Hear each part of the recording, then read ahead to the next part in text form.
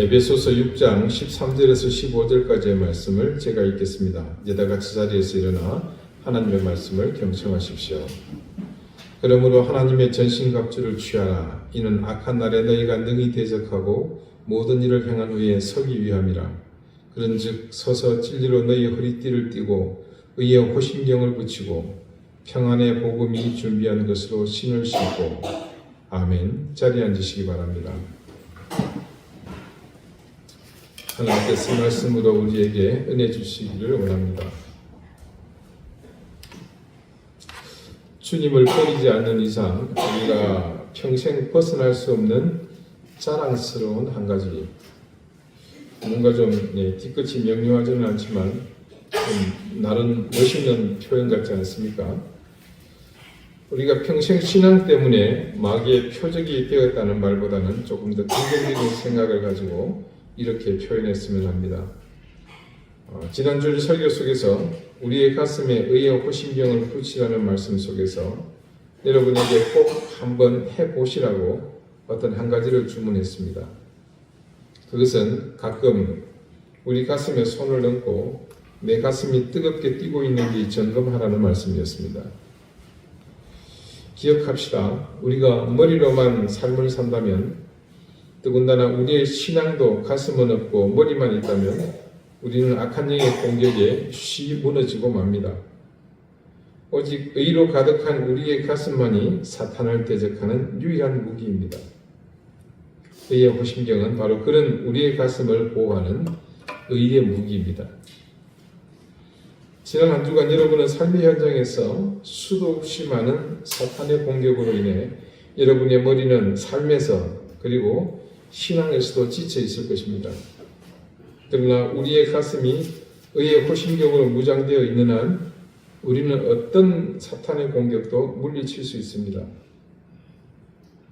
여러분은 지난 한 주간 머리를 더 의지하며 사셨습니까? 가슴을 더 의지하며 사셨습니까? 그래서 여러분의 가슴은 얼마나 뜨거우셨습니까? 여러분의 가슴이 식지 않도록 늘 애쓰십시오. 어떤 경우가 되더라도 머리보다 여러분의 가슴이 먼저 앞서게 하셔야 합니다. 오늘 바울이 악한 영의 공격으로부터 우리를 지키기 위해 취하라고 하는 또 다른 방어 무기, 그 세 번째는 신발입니다. 물론 그냥 평범한 신발이 아닙니다. 오늘 제목처럼 평안과 복음의 신발입니다. 에베소서가 기록될 당시 로마의 지배하에 있던 시대에 로마의 언어인 라틴어로 이 신발은 칼리가라고 불렀습니다. 이 칼리가를 사전에 찾아보면 반장화 혹은 군화라고 정의합니다. 여러분 한번 기억을 더듬어 보십시오. 그 시대를 배경으로 했던 영화를 보면요, 그때 로마의 이 군인들이 신고 있던 신발들이 기억날 겁니다. 이게 어떻게 생겼습니까? 마치 샌들처럼 생기지 않았습니까? 그게 바로 칼리가입니다. 칼리가는 바닥에서부터 올라온 이 가죽끈을 다리에 칭칭 감습니다. 그리고 끝에 묶죠. 그런데 그런 샌들 따위가 무슨 갑주가 될 수 있는가? 우리를 보호하는 무기가 될 수 있는가? 조금 의구심이 됩니다. 하지만 이 구체적인 칼리가에 대한 설명을 들어보면 그런 의구심은 사라집니다. 이 칼리가는 특이한 것이 하나가 있습니다. 그것은 바닥에 진이 박혀 있었다는 거죠. 이는 고대 전쟁에서 적의 침입을 막기 위해 바닥에 못을 박아놓거나 또 송곳이나 다른 날카로운 것들, 가시나 그런 덫을 설치해서 적군이 상해를 입도록 그렇게 장애물들을 세우는데, 그때 그런 장애물들의 상처를 입지 않고 그것들을 쉽게 밟고 넘어갈 수 있도록 그렇게 만들었다는 겁니다. 그럴 뿐만 아니라 로마의 군대가 무리를 지어서 행진할 때, 여러분 이게 한두 사람의 소리면 모르겠지만 수십 수백 명의 소리가 함께 난다 생각해 보십시오. 바닥에 쇠가 박혀 있습니다. 돌로 깔아놓은 그 대로를 행진할 때 그 소리는 상상 이상입니다. 우렁차입니다. 그 소리로 군중을 압도하고 자신들의 위엄을 드러냅니다. 그러니 충분히 자신을 지키는 보호 장구가 될 수 있는 겁니다. 이런 칼리가로 우리를 무장하라고 바울은 말합니다. 그리고 그 칼리가는 바로 평안의 복음으로 준비한 것입니다. 이 말씀을 통해 느끼는 것은 우선 그 자체가 다른 전신갑주의 종류보다는 나름 좀 평안하다는 겁니다. 그런 의미는 앞에서 잠깐 보았던 이 로마 군인들의 칼리가를 신은 모습에서 얻었던 안정감이 하나의 큰 능력이 되어서 더욱 강력한 군인으로서의 면모를 갖춘 것으로 보입니다. 그것을 통해서 그런 안정감, 평안을 얻는 것입니다. 군인들에게 있어서 군화에 끈을 맨다는 것은요, 일상의 생활이 아닌가 하면 어떤 것을 의미할 것 같습니까? 전장에 투입되기 전에 결전의 의지를 다니는 것과 같은 의미를 갖습니다. 그것은 마치 달리기를 앞두고서 주자가 자신의 운동화 끈을 바짝 조이는 것과 같습니다. 그래서 이제 많은 학자들은요, 이 평안의 복음의 신이라는 이 바울의 권면을 그리스도인으로서의 결단을 요구하는 것이라는 그런 해석을 일관적으로 내놓습니다. 따라서 오늘 15절 말씀이 의미하는 뜻을 결론부터 말씀드리면, 평안의 복음으로 준비한 신발을 신는 것은 복음을 붙들고 복음을 따르기로 준비하고 굳게 결심한 마음의 자세를 말한다, 이렇게 표현할 수 있겠습니다. 그러기 위해서는 다른 무엇보다도 우리는 이 평안과 복음의 관계를 먼저 알아야 합니다. 우리의 평안이 어디서부터 오겠습니까? 복음으로부터 옵니다. 그리고 복음은 우리에게 평안을 줍니다. 복음은 근본에서부터 우리를 새롭게 하는 능력입니다. 그 능력의 핵심은 바로 우리가 죄의 종에서 해방되어 영원한 자유의 몸, 무엇보다도 구원의 자녀이며 하나님의 나라를 상속받게 된 그분의 아들이 되었다는 그것에 기초합니다. 그래서 우리 신분의 변화가 이 복음을 통해서 일어났고, 그리고 우리가 가지지 못했던 하나님의 능력을 이 복음을 통해서 소유하게 되었습니다. 이렇게 복음의 능력을 소유하게 되므로 우리 인생이 복음으로 사는 인생이 되었기에 우리 속에 있는 이 복음을 통해 우리는 믿음의 길에서 만나는 온갖 어려움과 위험들에도 불구하고 굳건하게 그 길을 걸어갈 수 있게 되었습니다. 여러분 스스로가 이 말이 낯설게 느껴지거나 혹은 이게 나와 무슨 관계가 있을까 하는 생각이 든다면, 나는 지금 온전한 복음을 소유하지 못하고 있구나, 그렇게 봐야 합니다. 엄밀하게 말하자면 여러분에게 아주 강력한 무기가 있는데 그 사용법을 잘 몰라서 그냥 창고에 넣어두고 다른 형편없는 무기로 힘겹게 싸우는 것 같습니다. 지금 앞에 적들이 막 몰려와요. 그래서 한 발씩 탕 옆에 이렇게 좋은 기관총을 놔두고 그거 걸쳐놓고 두두두두 하면 다 쓰러질 텐데, 조금 더 쉽게 설명을 드리면 이런 겁니다. 누군가 저한테 신용카드를 한 장 줬어요. 내가 결제할 테니까 마음 놓고 써. 한도 생각하지 말고. 막상 받긴 했습니다만 이게 보니까 굉장히 이 무늬도 이게 좀 디자인도 조잡하고 싸구리 같아 보여요. 나는 그래도 1년에 한 5만원씩 연회비 내는 플래티넘 카드 쓰는데 이건 영 아닌 것 같아요. 연회비도 면제되는 것 같고. 근데 그 싸구려 같은 디자인도 조잡한 연회비마저 면제받을 것 같은 그 카드는 정말 한도가 없는 무제한으로 쓸 수 있는 그런 카드였습니다. 그런데 그런 카드를 놔두고서 내가 가지고 있는 이 카드로 힘겹게 한도가 얼마 남았지 계산하면서 근근히 카드를 쓰고 있다. 이 얼마나 어리석은 일입니까? 내가 복음을 온전히 소유하지 못해서 우리에게 복음의 능력이 제대로 나타나지 못한 것입니다. 여러분, 복음의 능력이 제대로 나타나지 못했던 과거 우리의 삶을 한번 생각해 보십시오. 똑같은 상황을 그때처럼 동일하게 우리가 맞이하지만 그때와 확연히 다른 모습으로 지금 살고 있지 않습니까? 예전에는 모든 상황이 불안하고 불길하며 그 앞에서 위축되고 그래서 길을 펼 수 없었지만 지금은 어떻습니까? 우리는 불안하다, 불길하다, 그래서 우리를 위축되게 만들고 길을 펼 수 없게 만들던 이 상황에서 당당합니다. 이전처럼 쫄지 않습니다. 평안의 복음이 의미하는 뜻을 이제 여러분 충분히 아시겠습니까? 우리가 그런 복음의 사람입니다. 그리고 우리에게는 강력한 무기와 한도가 없는 어마무시한 카드가 있습니다. 그런데 무엇이 두려워서 평안을 누리지 못하겠습니까? 그래서 평안의 복음의 신, 우리가 복음의 신을 신으면 그지없이 편안합니다. 왜냐하면 내가 발을 딛고 서는 그곳이 어떤 곳이 되었든 이 복음의 신은 흔들림이 없을 것이며 그것을 통해 하나님의 능력이 내 발을 굳건하게 하실 것을 믿기 때문입니다. 자, 이제 우리에게 이런 평안의 복음으로 준비한 신발이 있습니다. 그런 신발을 신은 우리가 가지 못할 것은 없습니다. 어떤 곳이든 이제 우리는 이 칼리가를 신은 병사들이 전장에서 용맹하게 흔들림 없이 앞으로 행군하듯 우리는 그렇게 전진할 수 있습니다. 우리가 전신갑주를 취해야 하는 이유에 대해서 이 상황의 전제 조건이 무엇이었습니까?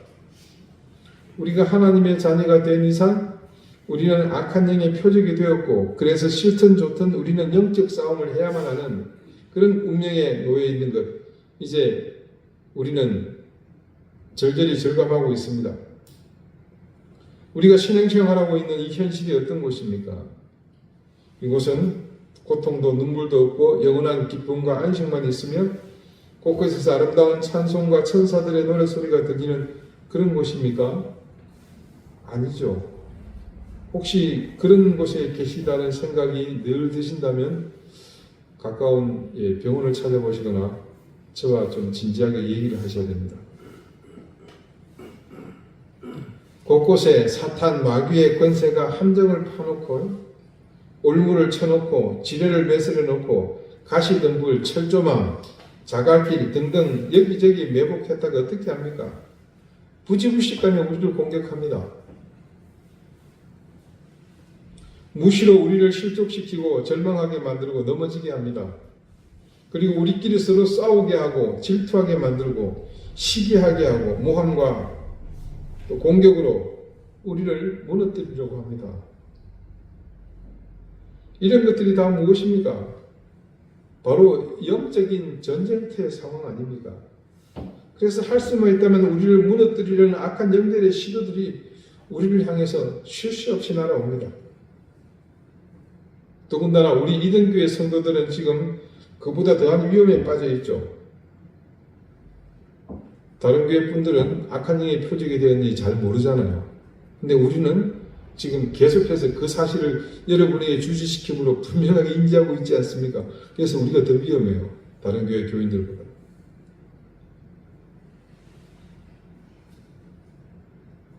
죄송합니다. 그런 위험에 여러분을 제가 빠뜨리게 해서. 그래서 싸움이 필연적입니다. 악한 영과 엮이면요, 평화로운 방법으로 해결할 길은 눈을 씻고 찾아봐도 없습니다. 오로지 맞서 싸우는 길만 있을 뿐입니다. 그래서 앞서 말씀드린 그 모든 상황과 환경은 그야말로 빼도 박도 못할 전쟁터입니다. 그런 의미로 우리 그리스도인들은 이 세상에서 군사로 서 있습니다. 누구의 군사입니까? 하나님의 군사입니다. 좋은 군사로 부름받아서 그래서 우리는 선한 싸움을 하는 겁니다. 군사라는 말은 우리에게서 상당히 부담스러운 용어입니다. 왜 그렇습니까? 군사라는 것은요, 자이든 타이든 그 군대가 목적을 가진 대로 움직여야 하는 그곳에 목적에 매여 있는 그런 신세이기 때문입니다. 그러면 과연 우리는 어떤 의미에서 군사겠습니까?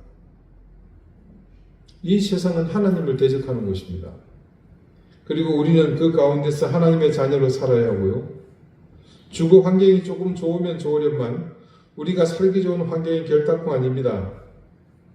그래서 우리는 불가피하게 반드시 싸워야 합니다. 그래서 군사입니다. 왜 싸웁니까?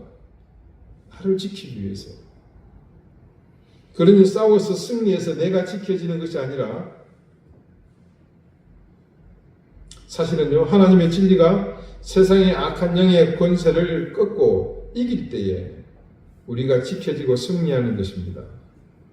우리가 직접 앞장서서 악한 영의 목을 치고 심장을 찌르고 해서 이기는 것이 아닙니다. 결국 우리가 군사로서 해야 하는 일은 뭐냐? 우리가 직접 나가서 칼을 휘두르고 찌르고 배고하는 것이 아니라 하나님이 하시는 그 일을 감당하는 그런 군병인 것입니다. 우리가 하나님의 군사로서 이 평안의 복음으로 신발을 신었다면 하나님의 군사답게 물러서지 말고 이 거친 세파 속에서 악한 영의 거대한 물결에 휩쓸리지 말고 그 물결을 거슬러 악한 세상의 악한 흐름에 항거하는 생명과 진리의 파수꾼이 되어야 합니다. 그래서 거센 파도가 닥쳐올 때는 흔들림이 없는 바위와 같이 서 있어야 합니다. 캄캄해서 천지를 분간하지 못하는 밤바다에서는 우리가 이 신을 신고서 등대와 같이 서 있어야 합니다. 때로는 태산같이 든든하게 서야 하며 때로는 억새와 갈대같이 바람에 흔들리더라도 그 뿌리는 뽑히지 않는 것처럼 그 중심을 굳건히 하며 서 있어야 합니다. 우리가 늘 함께 기도하며 고백하지 않습니까? 우리 스스로가 세상의 희망이 되게 해달라고 말입니다. 이 교회가 세상의 희망이 되고 이 땅의 교회들이 이 나라와 민족의 소망이 되게 해달라고 오늘 기도 가운데도 우리 그렇게 기도하지 않았습니까? 어디 그뿐이겠습니까? 우리와 같은 심정으로 전국의 이름 모를 수많은 교회에서 지금 함께 하나님이 남겨놓은 수많은 의인들이 그렇게 기도하고 있습니다. 그래서 우리는 그리고 우리와 같은 마음으로 하나님 앞에 선 이 시대의 참 그리스도인이라면 누구나 소명을 다하기 위해서 모두가 이 신을 신어야 합니다.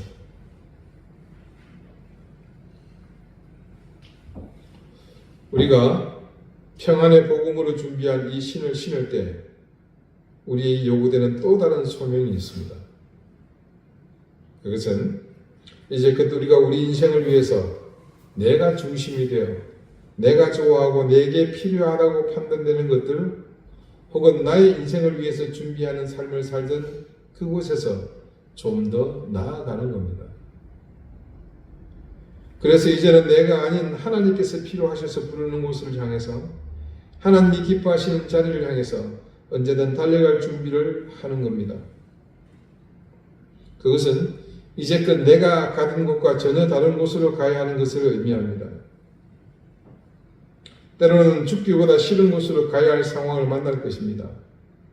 예전에는 내가 판단하고 내 의지를 따라서 살면 그만이었습니다. 하지만 이 평안의 복음으로 준비한 신발을 신은 이상 이제는 내 고집대로 내 생각대로 하지 않습니다. 이 신발을 신은 사람은 없는 사람이 갈 수 없는 곳을 앞장서서 가야 합니다. 그 길이 희생의 길, 양보와 배려의 길, 관용과 물러섬의 길, 그리고 마침내는 내가 죽는 길이지만 내게는 이 평안의 복음으로 준비한 신발이 있기 때문에 그 길을 믿음으로 가는 겁니다. 그런데 우리는요, 어리석게도 우리의 신을 신고 하나님의 신을 동시에 신었습니다. 그것은 마치 어린아이가요, 한쪽 발에는 자기 신발을 신고 다른 발에는 아버지의 신을 신고서 절룩거리거나 뒤뚱거리며 걷는 꼴입니다. 그러면서 우리 삶의 자리로 끊임없이 하나님을 억지로 끌고 오지 않았습니까? 그런데 더 엄밀히 말하면요, 그것은 하나님이 도리어 우리의 신을 신게 하는 것과 같은 의미입니다. 우리가 원하는 상황, 우리가 원하는 때에 시도 때도 없이 우리는 하나님을 불러 제끼지 않았습니까? 우리는 이미 허리띠를 사랑으로 맸습니다. 그리고 가슴에는 의의 호심경을 붙였습니다. 그리고 오늘 평안의 복음으로 준비한 것으로 신을 신었습니다. 그럼 이 신 신고 뭐 할 겁니까? 뭐 새 신을 신고 뛰어보자 팔짝? 뭐 서서 구경하나요? 등산 갑니까? 트레킹 합니까?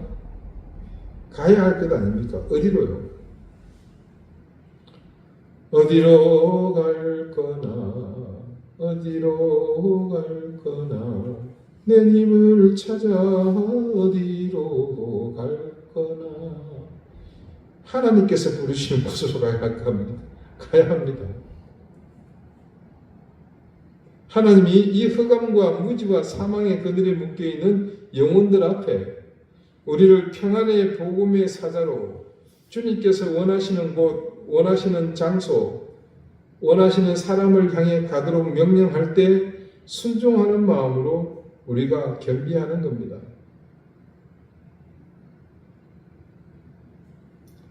우리를 흔드는 것들은 수도 없이 많습니다.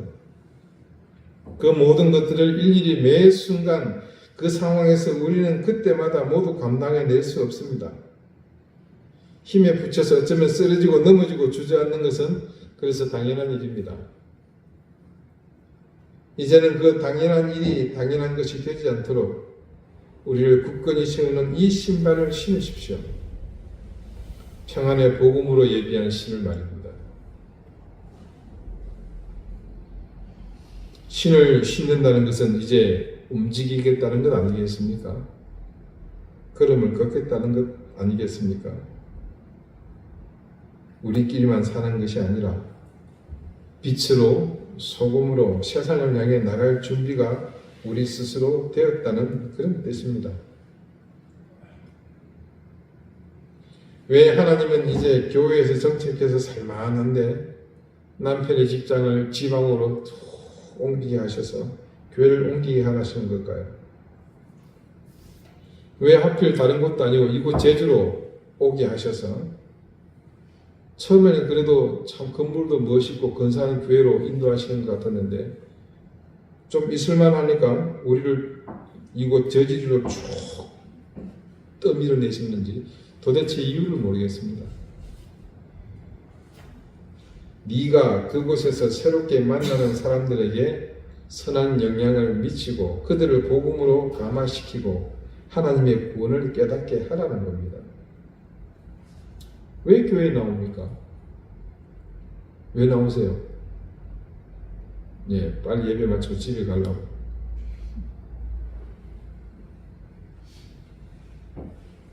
인맥 넓히려고요?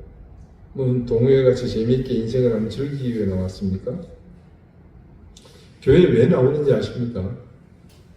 그래서 흩어지기 위해서 나오는 겁니다.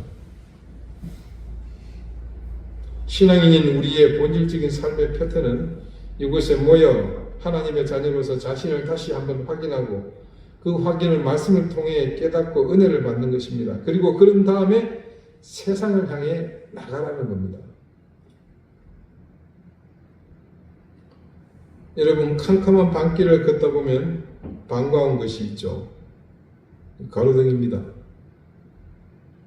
이 가로등을 도로에 설치하는데 일반적으로 보면 밝기에 따라서 거리를 두고 설치합니다. 근데 설치업자가 귀찮다고 한꺼번에 한 곳에 모아서 세우면 어떻게 됩니까? 가로등이 모여있는 그곳은 대낮처럼 환하겠죠. 그러나 대신에 어떻습니까? 다른 곳은 암흑천지가 됩니다. 가로등이 필요한 곳은 가로등이 있는 곳이 아니라 가로등이 없는 곳입니다. 우리끼리만 맨날 모여서 반짝거리면 무슨 소용이 있습니까? 우리의 빛이 드러나야 할 곳이 바로 암흑천지의 세상 속 아니겠습니까? 빛이 없는 그곳으로 가야 합니다.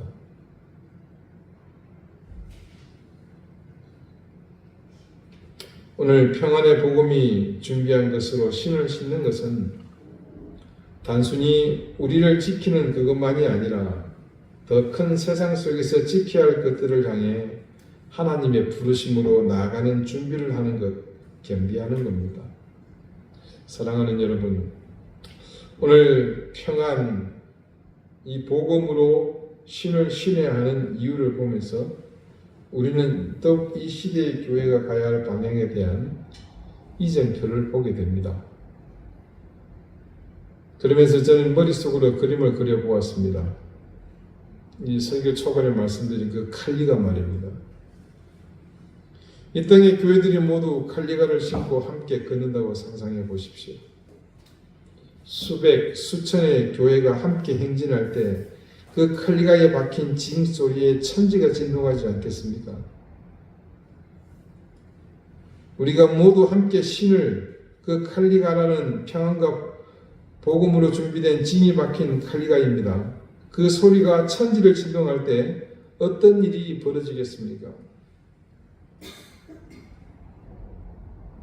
한 발짝 또 한 발짝 내디딜 때 그 소리를 듣는 사람들의 반응은 분명 엇갈릴 것입니다. 오랫동안 주의 권세 아래 신음하던 사람들은 그 발걸음 소리에 위로와 소망을 얻을 것입니다. 그러나 불의한 가운데 죄를 범하며 죄악 중에 거하던 사람들에게 그 소리는 저승사자의 고함으로 들릴 것입니다.